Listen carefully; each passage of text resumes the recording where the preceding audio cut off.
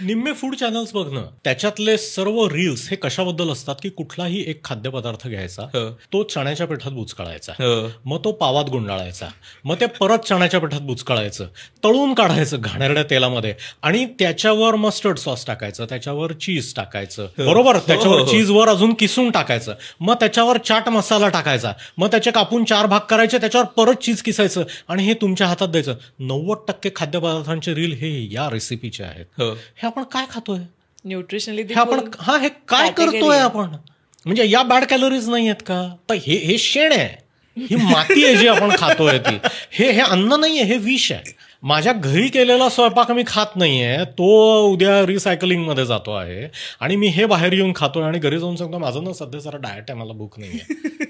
ते फक्त चवीसाठी हे जेव्हा रस्त्यावर उभं राहून प्लेटमध्ये घेऊन चमच्यानी शेण खात असतात, तेव्हा ते फक्त माझ्यासारख्या डॉक्टरला जास्त मोठी गाडी घेता यावी याची EMI भरत असतात. चालू ठेवा. Physician, nutritionist, dieticians, cardiologist, vascular surgeons, आम्ही सगळे तुमच्या या भेळपुरीच्या पैशावर मोठ्या मोठ्या गाड्या घेणार आहोत, मोठ्या मोठ्या घरामध्ये राहणार आहोत. चालू ठेवा.